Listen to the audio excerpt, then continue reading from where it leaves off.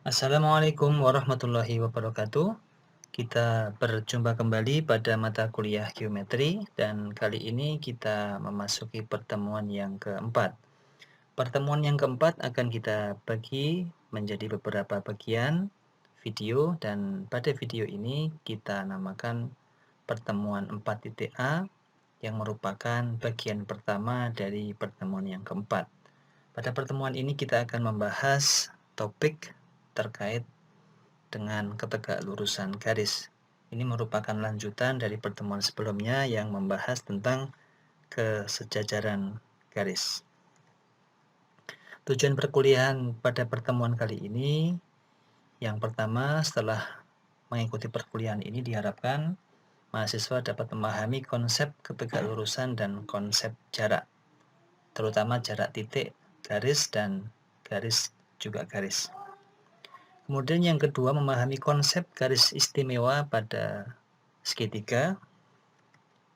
Kemudian yang ketiga, memahami bukti atau membaca dan sekaligus memahami bukti dan juga mampu membuktikan beberapa teorema yang terkait dengan topik yang kita bicarakan.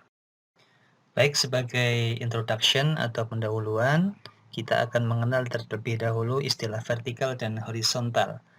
Kita bisa baca di sini, secara informal, sebuah garis vertikal adalah sesuatu yang memanjang ke atas dan ke bawah, seperti flagpole atau tiang bendera. Nah, di sisi lain, sebuah garis yang memanjang ke samping kiri dan ke kanan, kita sebut sebagai horizontal. Nah, pada gambar 1.59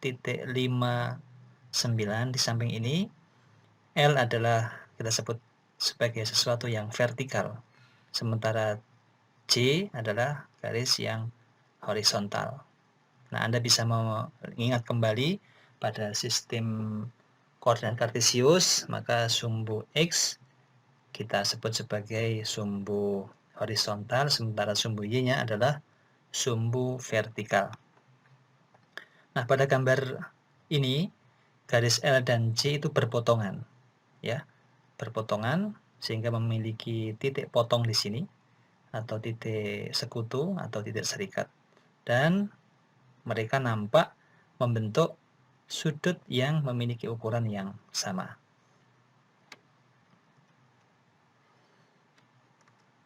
Nah, kita bisa melihat pada kejadian sehari-hari ketika kita melihat es yang membeku dari sebuah atap, maka lintasan atau jalur es ini tentu saja adalah vertikal. Ini juga di sebelah kanan ketika seorang tukang akan memasang ubin atau lantai atau mungkin memasang batu bata, maka menggunakan water pass. Ketika bubble atau gelembung udara itu tidak pada posisi di tengah atau persis di tengah, maka bisa dipastikan bahwa permukaan lantai atau ubin atau dinding atau batu bata itu tentu tidak rata, sehingga tidak kita sebut horizontal atau vertikal. Ini adalah beberapa kejadian di sekitar kita yang sedikit terkait dengan geometri. Kita masuk ke definisi. Kita bisa baca di sini definition: perpendicular lines are two lines that meet to form congruent adjacent angles. Jadi garis-garis yang tegak lurus adalah dua garis yang bertemu untuk membentuk sudut, ya. Adjacent di sini sudut bersisian, ya. Persisian yang kongruen. Nah, persisian Anda harus ingat kembali pada pertemuan sebelumnya sudah kita bahas. Nah, garis-garis yang tegak lurus tidak harus memiliki posisi vertikal dan horizontal, ya. Pada gambar 1.60, the slanted lines M and P are perpendicular. Jadi meskipun di sini M dan P nampak miring, tetapi tetap kita akan sebut sebagai perpendicular lines atau garis-garis yang saling tegak lurus.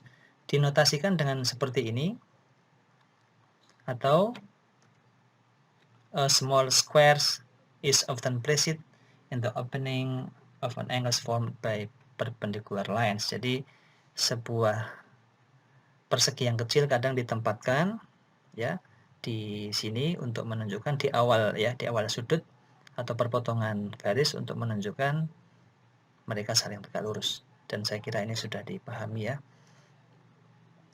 Nah, kita akan membahas teorema 1.6.1. Jika dua garis saling tegak lurus, maka mereka bertemu untuk membentuk sudut siku-siku. Definisinya tadi adalah dua garis dikatakan tegak lurus ketika mereka berpotongan atau bertemu dan membentuk sudut-sudut yang adjacent, sudut-sudut yang persisian yang kongruen. Nah, pada teorema ini disebut bahwa jika dua garis saling tegak lurus, maka mereka bertemu atau berpotongan dan membentuk sudut siku-siku. Nah, kita akan membaca bukti dari teorema ini, dan di referensi yang kita gunakan, teorema ini sudah dibuktikan. Kita tinggal membacanya dan memahaminya. Saya harap Anda nanti ketika pada penjelasan ini belum paham, Anda bisa ulang kembali dan bisa kita gunakan media Google Classroom kita dan juga WA kita untuk berdiskusi membahas ini ya. Baik, di sini yang diberikan adalah tadi disebut di teorema bahwa dua garis saling tegak lurus, maka kita harus menamakan untuk memudah pembuktian. Jadi namakan saja garisnya adalah garis AB tegak lurus dengan garis CD berpotongan di E ya. Anda bisa lihat di sini. Buktikan bahwa sudut AEC adalah sudut siku-siku ya. Tentu saja ini bisa milih yang lain ya, bisa sudut AED, bisa sudut CEB, bisa sudut BED. Nah, kebetulan di sini yang dipilih adalah sudut AEC. Nah, seperti ini tidak mengurangi keumuman suatu bukti ya. Baik, pembuktiannya secara langsung di sini disajikan secara menggunakan tabel. Ada seperti biasanya statement dan reason atau alasan, statement pernyataan ya. Baik, ya nomor 1, garis AB tegak lurus CD berpotongan DE, tentu saja ini diberikan di soal. Kemudian yang kedua adalah bahwa sudut AEC kongruen dengan sudut CEB. Nah ini ya, di sini Anda bisa lihat AEC dan CEB kongruen. Nah, dari mana kita tahu kongruen? Alasannya adalah ini dari definisi tadi ya. Dari definisi dua sudut yang saling tegak lurus. Kemudian yang ketiga ini, nah di sini dituliskan ya, ini akibat nomor 2. Karena kongruen maka ukurannya sama. Kita baca di sini besar sudut AEC sama dengan besar sudut CEB. Alasannya Anda bisa lihat ya, jika dua sudut kongruen maka ukuran keduanya sama. Baik, yang keempat, sudut AEB adalah straight angle atau sudut lurus. Jelas ya, AEB karena AB tadi sebuah garis ya. Maka besarnya tentu saja adalah 180 derajat. Ya. Ini tentu saja Anda bisa pahami ya, ukuran dari sudut lurus adalah sama dengan 180 derajat. Yang kelima di sini adalah besar sudut AEC ditambah besar sudut CEB sama dengan besar sudut AEB. Ini tentu saja menggunakan postulat penjumlahan sudut ya, yang kemarin kita bahas, jelas ini. Ya, dan bisa dipahami dari sketsa ini dengan mudah. Nomor 6, dari nomor 4 dan 5, maka besar sudut AEC plus besar sudut CEB sama dengan 180 derajat. Alasannya disubstitusi. Yang disubstitusi yang mana? Yang disubstitusi adalah tentu saja di sini besar sudut AEB-nya kita ganti dengan 180 derajat. Kemudian nomor 7, dari nomor 3 dan nomor 6, maka besar sudut AEC ditambah besar sudut AEC lagi sama dengan 180 derajat. Substitusi. Yang disubstitusi adalah besar sudut CEB karena tadi di sini besarnya sama dengan besar sudut AEC. Tentu saja ini menghasilkan 2 kali besar sudut AEC sama dengan 180 derajat. Maka tentu saja dengan aljabar atau di sini adalah sifat pembagian ya dari persamaan, maka dikalikan setengah ruas kanan dan ruas kiri menghasilkan besar sudut AEC sama dengan 90 derajat. Sehingga karena besarnya 90 derajat, maka disimpulkan terakhir nomor 9, sudut AEC merupakan sudut siku-siku. Di sini adalah jika ukuran sebuah sudut adalah 90 derajat, maka sudut tersebut adalah sudut siku-siku. Nah, teorema 1.6.2 kita lihat sekarang, jika dua garis berpotongan, maka vertical angles di sini adalah sudut-sudut yang bertolak belakang ya. Sudah kita bahas pada pertemuan sebelumnya ya. Jadi jika dua garis berpotongan, maka sudut-sudut yang bertolak belakang yang terbentuk adalah kongruen atau ukuran sudutnya sama. Nah, ini saya katakan di sini teorema di atas setara dengan pernyataan bahwa besar sudut dari sudut-sudut yang bertolak belakang adalah kongruen. Saya tambahkan di sini, ini dijadikan sebagai latihan pada pertemuan sebelumnya atau pertemuan 3.a. Nah, saya harap Anda mencobanya ya dan sudah membuktikannya karena relatif mudah. Tetapi di buku sudah dibuktikan ya referensi yang kita gunakan. Jadi Anda kalau jeli sebenarnya ketika membaca referensi kita, Anda bisa menemukannya di sana. Nah, yang diberikan di sini adalah ya AC, ini sebenarnya garis ya, kurang tanda di atasnya, garis AC berpotongan dengan garis BD di O.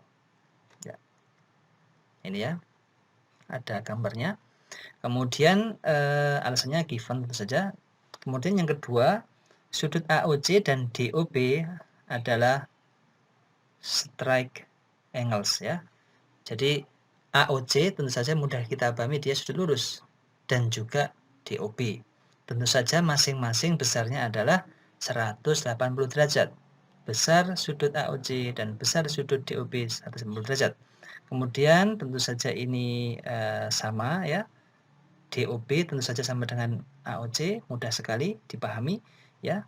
Kemudian besar sudut 1 ditambah besar sudut 4 di sini, 1 ditambah 4 saja membentuk sudut besar sudut DOB ya. Kemudian 1 dan 2 membentuk AOC, jelas, mudah dipahami. Kemudian karena tadi sama, maka ini dan ini sama ya, atas dan bawah. 4 yang atas dan 4 yang bawah ini sama, kita samakan saja.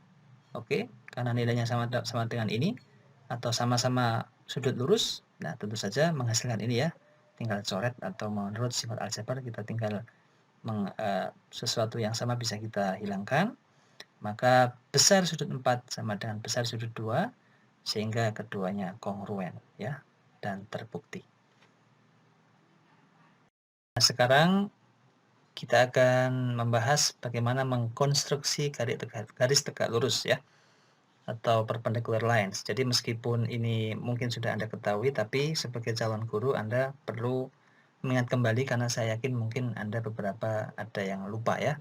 Tapi ini sekilas saja, Anda nanti bisa menggunakan sebuah jangka seperti ini ya untuk mengkonstruksi atau membentuk atau menggambar ya dua garis yang saling tegak lurus. Jadi untuk mengkonstruksi garis yang tegak lurus, maka tentu saja kita bisa membuat salah satu garis dulu ya. Jadi satu garis kita buat, lalu satu garisnya nanti harus dengan prosedur ini ya. Jadi di sini untuk mengkonstruksi garis yang tegak lurus pada sebuah garis yang diberikan pada at a specified point, pada titik tertentu yang diberikan di garis ya. Jadi misalkan saja di sini adalah garisnya AB dan specified point-nya adalah X ya. Jadi tentu saja yang diketahui adalah garis AB dengan titik X ya pada garis tersebut ya. Jadi titik X-nya pada garis AB. Maka ini nanti di sini ya, line EX ya. Nanti kita akan membuat sebuah garis EX ya. E-nya berarti tidak sembarangan ya, E-nya harus tertentu supaya nanti kalau kita tarik E ke X, EX-nya tegak lurus dengan AB ya. Jadi menggunakan X sebagai pusat di sini ya, kita menggunakan jangka tentunya ya. Jadi menggunakan X sebagai pusat, maka tandai ya busur yang sama ya. Kemudian memotong AB di C dan D ya. Jadi umpamanya Anda ambil ukuran tertentu ya, tidak ya tertentu aja ya. Kemudian Anda menggunakan jangka, potongkan di sini dan di sini sehingga kita namai C dan D. Kemudian now mulai ini ya, using C and D as center. Jadi sekarang menggunakan C dan D sebagai pusat, maka tandai busur yang memiliki radius yang sama atau panjang yang sama yang Anda pilih adalah lebih besar dari XD.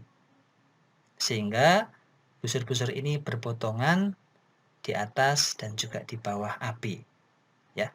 Jadi sekarang pusatnya sekarang di C dan di D ya. Kalau tadi pusatnya di X ya, memotong di sini C dan D. Sekarang pusatnya menggunakan jangka ini berpusat di C dan D. Nah, seperti ini.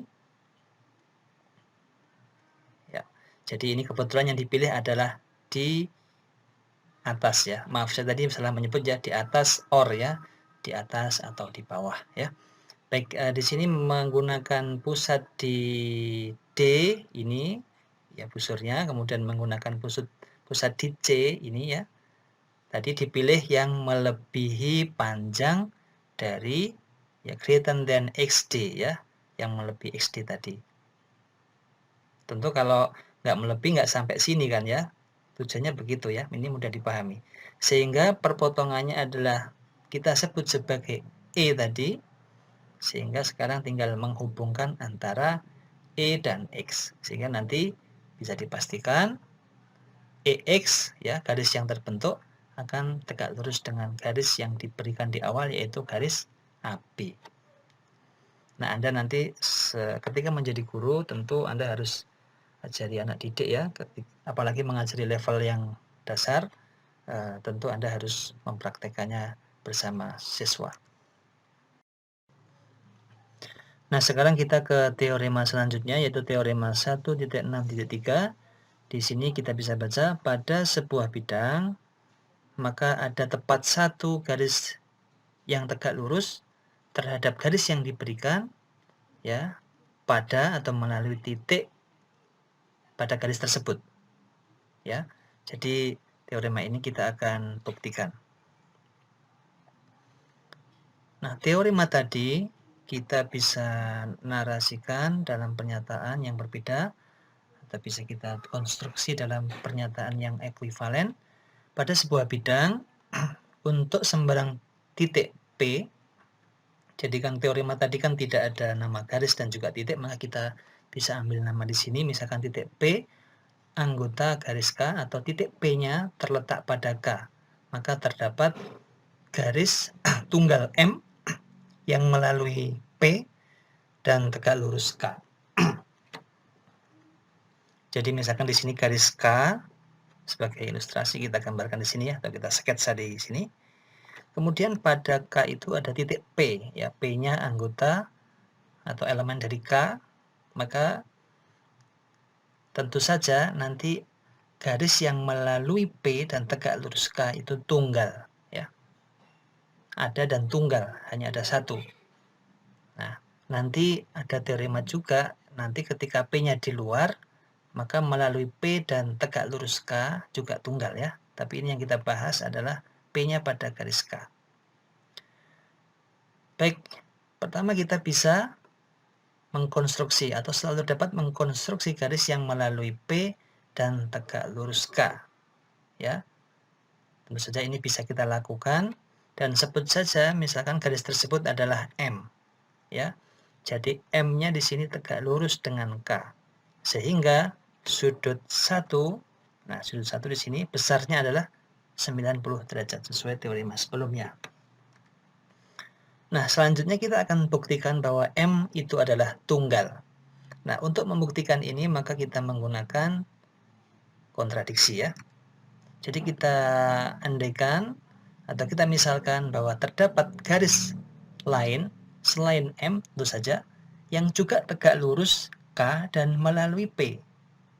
Ya, misal saja namanya garis G ya. Ini G-nya harusnya saya tulis miring ya, G. G-nya melalui P dan tegak lurus K. Nah ini. Jadi G-nya melalui P dan kita asumsikan atau kita andaikan dia tegak lurus dengan K.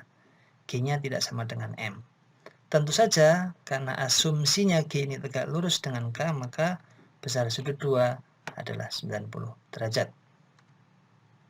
Sehingga diperoleh sudut M1 kongruen dengan sudut M2, atau di sini besar sudut 1 sama dengan besar sudut 2.